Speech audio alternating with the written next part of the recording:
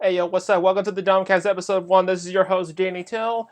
And you may be wondering, didn't you host a podcast last year? I'm like, yes, I did. It is called the Dealing with Yourself podcast. I always said I'd be back, but you know what? Fuck that shit. I mean, you don't want to hear me talk about ridiculous shit. I mean, I'm me. I basically had the emotional maturity of a fucking 12-year-old. So, yeah. That shit was just not fucking right for me. I thought, oh, be all deep and get all this artsy fartsy bullshit, get all critically acclaimed. Like, no, that's not how the fucking world works. Think about this. What are you? You are a dumbass who constantly shits on himself, and then you know what? You're better just being silly, ridiculous you. You're not meant to be all serious. Just be yourself, man. Don't be somebody you're not. Don't try to be all emotional and sensitive, because like the ladies will not dig this part of you. You think they will, and they try to be nice to you, but you know what? In reality, they are just your friend. You'll be friend zoned for life. Everybody out there has dealt with that shit, haven't they? So this is the Dumbcast. This is where I just talk about dumb shit all day because you know what? I'm not meant to. I'm not somebody that needs to be giving advice out for anybody, man. Like that is just not me. This is your introductory episode, so you may be wondering, what have I been doing since I did my last episode? Well, I got aligners. Fixing my fucking inbred teeth. That shit was... Oh, man. Anybody out there have messed up teeth? Anybody have braces? I almost had to get braces, but thankfully I got aligners. It's the pieces of plastic in your teeth. Yeah, you have to wear them 22 hours a day. But on the bright side, it helped me lose weight. I have now lost 76 pounds. Technically went up 2 pounds today, but that was just because I hadn't taken a shit in 36 hours. Luckily, I took a shit this morning, and I went back down to 219. Yeah, those first 3 days of wearing the lines were so fucking painful on that first set. They hurt so much to take them in and out that I just didn't eat, man. I just had meal replacement shakes for those first 3 days, ended up dropping 10 pounds in 3 fucking days. It was crazy. And then I just do nothing but cardio. Because my job requires me to walk around in circles all day in the boiling hot sun, and you know what? Full 8 hours of that shit gets you about 15 miles of cardio, aka around 35 to 40,000 steps. You feel tired afterwards, your legs hurt, just everything hurts, but you know what? You see results. And also, too, just drink a shit ton of water. Drink water to the point where you're pissing like a racehorse and your urine's just clear all day long. Now, obviously, when I work, that's not the case because I'm in the boiling hot sun and I don't like to drink a shit ton of water. That way, I'm not just running back and forth to the bathroom every day. But the last few days, though, I have been doing that. And, yeah.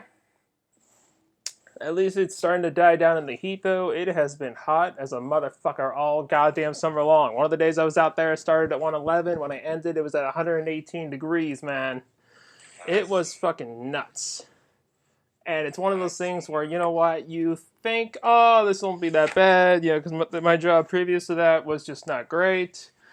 And, listen, because my last boss was not a fucking cool dude at all, man. It was just one of these things where he was just screaming at everybody, just treating everybody like shit, blah, blah, blah, blah, blah, blah. I will not say, obviously, who the fuck that is, because, I don't want to get in fucking trouble or any of that shit. But, yeah, no, it's just one of those things where you just know in your heart, I don't want to do this job anymore, and I quit after 2 months. I went to my new job, and now I'm going over to another one.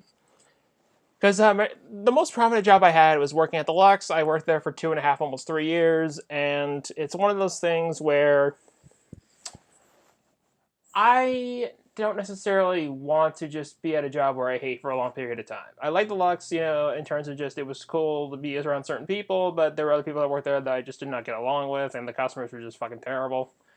So now, it's just like, listen, if I'm not going to make myself suffer if I don't like it, I'll just happily move on.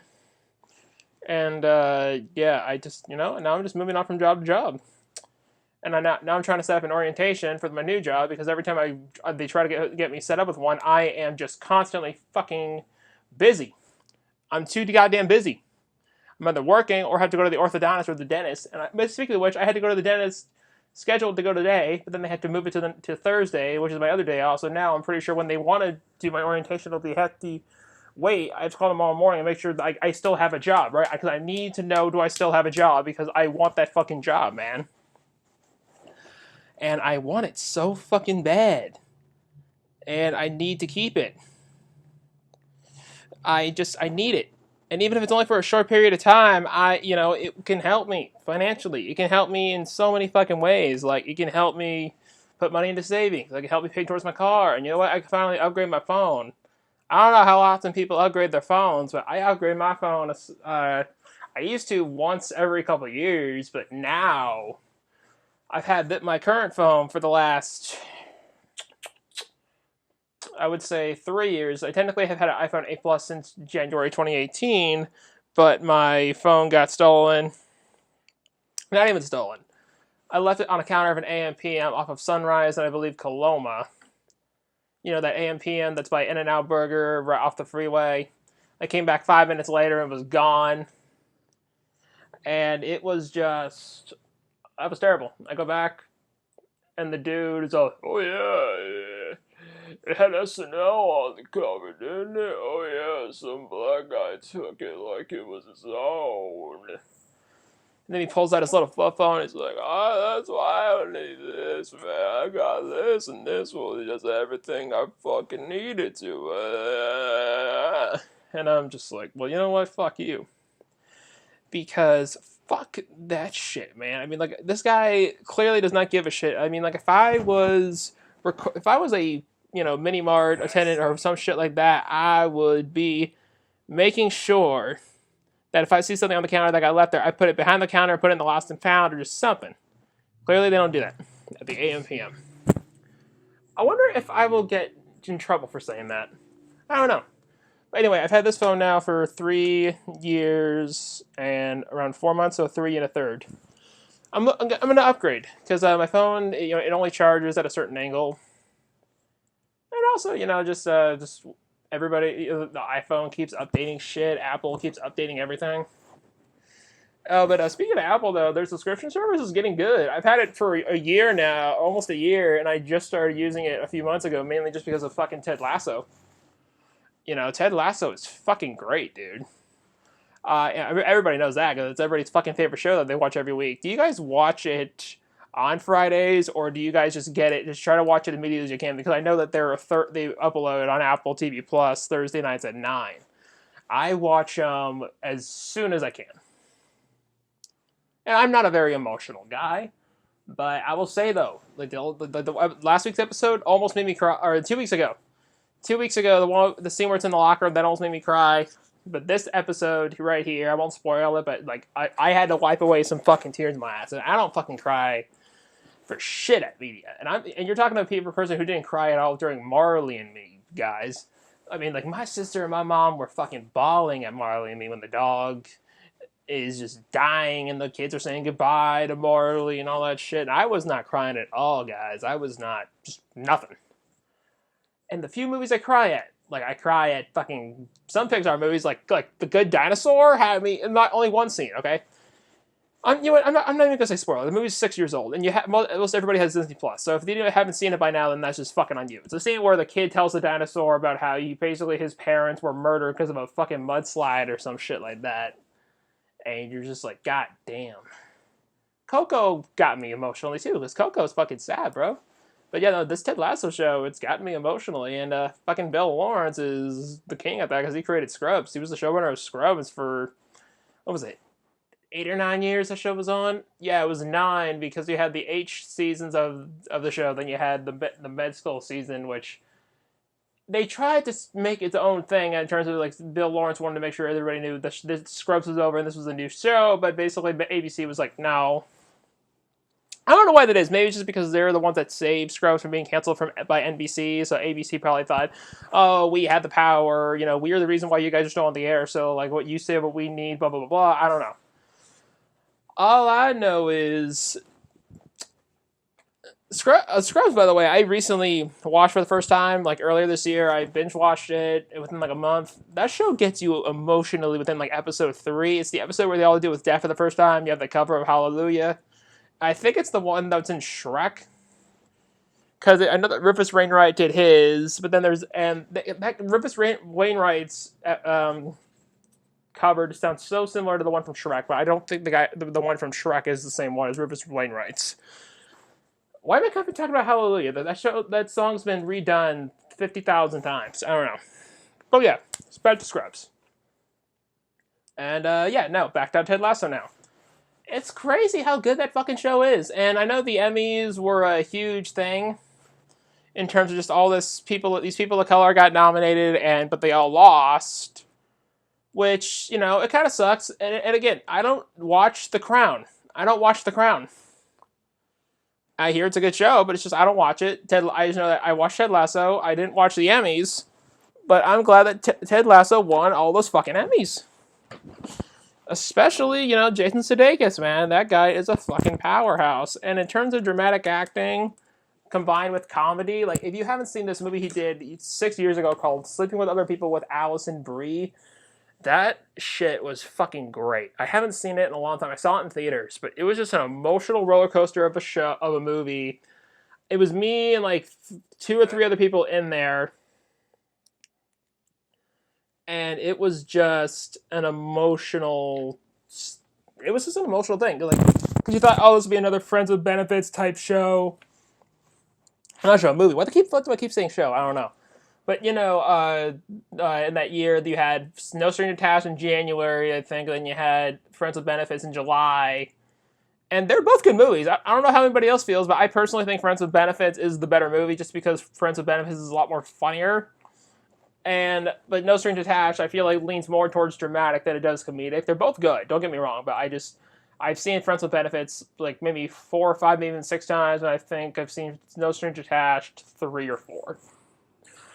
So, yeah, and Jason Sudeikis on the show is fucking great, and everybody on the show is good. Everybody. And that show, everybody that's on the cast, they all just seem like they like going to work every day. And I know that they have the 3rd season coming up, and rumor is that will be the final season. If that's the case, it sucks, but at least like the showrunners and the creators, they know where they want the show to go, and they know where it's going to end. Because there are some times in network television where you had these shows that run for this extremely long time, and then they just get canceled, and they're not able to wrap the shit up. At least, like, for example, Mike Schur created this NBC series called The Good Place. I'm sure people watch it. It had Kristen Bell on it. It was one of the smartest, network sitcoms in recent memory because it tackled these very serious subjects like death and the afterlife, and you tackled it, though, with the use of this childish 9-year-old fart humor. And I know people would think, oh, God, a show about farts? Please. But no, I mean, it's not about that. But you know what I mean? It's just you tackle these very difficult subjects and you make them funny. And that's the reason why that show was so good. But also, going back to Mike Schur, though, Mike Schur ended the show after 4 years. And I know people were like bummed that it's not coming back, and the cast was sad too. But they understand, like, Mike Schur wanted to always saw this thing going 4 seasons. He told the story he wanted to tell, and it's done. And it ended very well. It's one of the better series finales in modern network television history.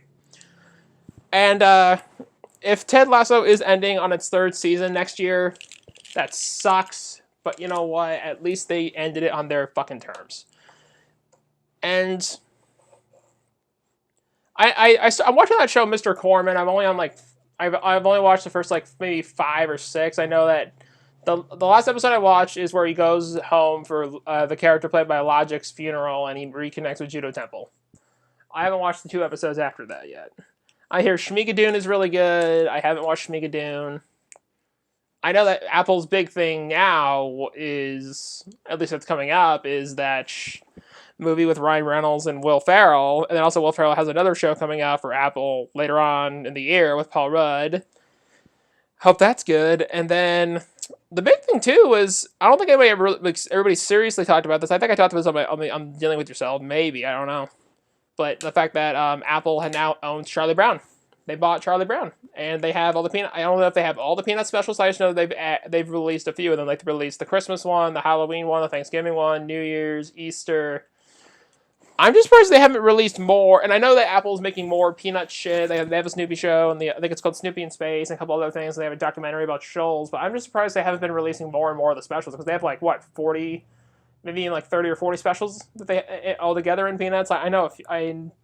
Oh yeah, and they also released the Valentine one too, I believe. I could be wrong, but I'm surprised they haven't released more of those. And I know that they own Fraggle Rock.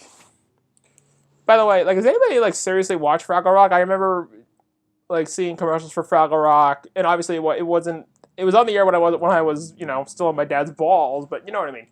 Like I would see commercials for it on home video because that Henson shit travels through generation by generation. Because in the '90s and '80s and '90s, VHS was a huge fucking thing. It's kind of weird how it isn't now. Like I try to sell my Disney VHS tapes and nobody fucking wanted them. It's because of Disney Plus. Everybody started purging their VHSs, especially their Disney shit, and nobody wanted them. So I got rid of a bunch of them at Goodwill. Then I tried to sell. I was initially going to put the very rare, the rarer ones on eBay. Then I immediately took them off after like 2 hours because nobody fucking wants that shit. And I have like 12 of them over there. I don't know what I'm gonna do with them. Probably just donate those to Goodwill. Like I have an unopened Aladdin, unopened Tron, unopened what the fuck else do I have? An unopened Dumbo, unopened Black Cauldron. I have an unopened widescreen Sleeping Beauty, unopened Bedknobs and Broomsticks, Rescuers. And then I have the open ones, which are the Buzz Lightyear thing, Mickey Mouse House of Villains, Mickey Mouse Magical Christmas Donut, the House of Mouse, and then also Rudyard Kipling's The Jungle Book. By the way, I got an unopened copy of that months ago. I think I bought it for $7.99, and it's factory sealed, has all of its stickers, everything. I'm tempted to just keep that for myself because you can't get this on. Like you could buy this, but it doesn't. It has some of the special features on there, and I want to see some of that shit. And this first episode is not going to be very, very long. It's going to wrap up very quick. What do we have? The fucking 16-minute mark? Because I gotta let some shit charge and take care of some other things. Oh, I got. Oh, excuse me. Sorry. I gotta finish Danny Trejo's memoir. I got about 100 pages left of that shit. Like, that's a great fucking novel. It's crazy. Danny Trejo's lived this crazy, crazy, crazy life. He almost went to the death chair, and now he just does so much good, man. He does so much good shit. And and I'm right around the period in the book where he's in the 80s. So, obviously you got a long way to go because we're now in 2021. I don't know where he ends the book. I'm assuming he ends it pretty recently in the last few years. But if you haven't started reading, if you've not read Trejo's novel, you should. And after this, I gotta read Dune. I gotta read fucking Dune, man. Has anybody read Dune yet, or at least almost finished with it? I know some people have in preparation for the movie, and I've been putting it off because the movie doesn't come out until the 22nd. But I gotta start reading that shit because that fucking thing's 600 pages. And I know it's one of the greatest novels ever. And I have got to get on it. Alright guys, this has been the official episode 1 of the Dumbcast, Dealing with Yourself. That's not a thing anymore.